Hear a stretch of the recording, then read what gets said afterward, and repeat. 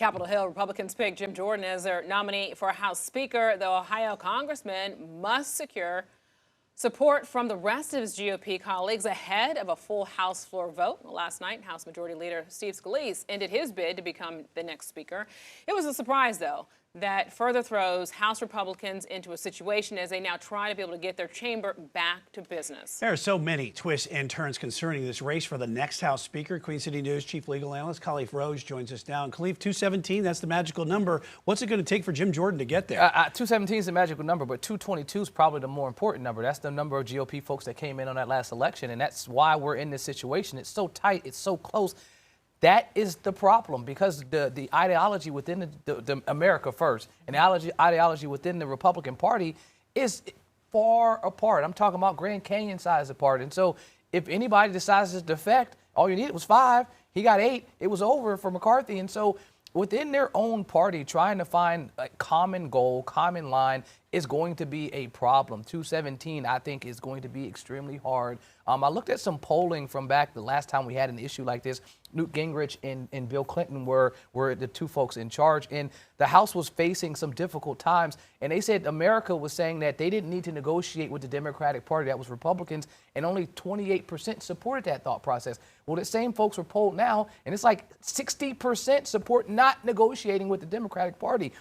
And so because that's where we are as a party, as a country, it's going to be hard internally and externally to see anybody as a speaker get anywhere. Another layer of this, you have to remember, too, that Donald Trump endorsed Jim Jordan.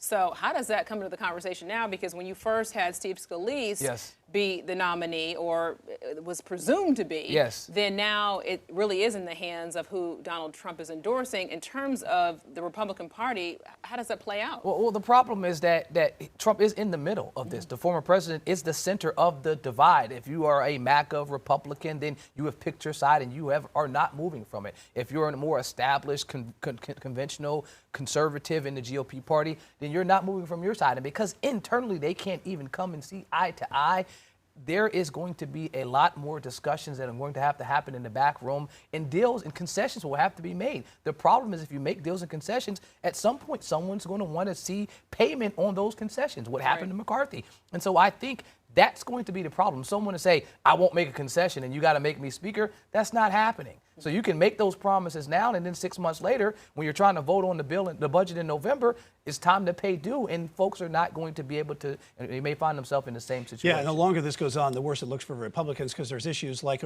what's happening in Israel and also with the budget coming up. But there also is talk that the temporary speaker, Patrick McHenry, may get some additional power somehow, because they're trying to circumvent that to make that happen if it does prolong here. At some point, we need someone to circumvent things so the folks that are elected by the people can go and do the job that they need to do. I mean, we have real issues that need to be addressed, not just the budget, but on the world scale. People look to America for guidance. They look for us for decision making. And if internally we can't even get our house in order and we have an appearance of a house divided, we have problems moving forward. And so budget is going to be a problem. You have federal workers, employees that need to get checks, and we only have a short time hold. That was November. November's a few weeks away. Right. And so I don't see any real person that, even if we get a new speaker, that wants to compromise. Right. And so I think that itself is a short-term fix that could potentially lead us to a perfect storm politically come November. All right, Khalif Rhodes, we appreciate your insight.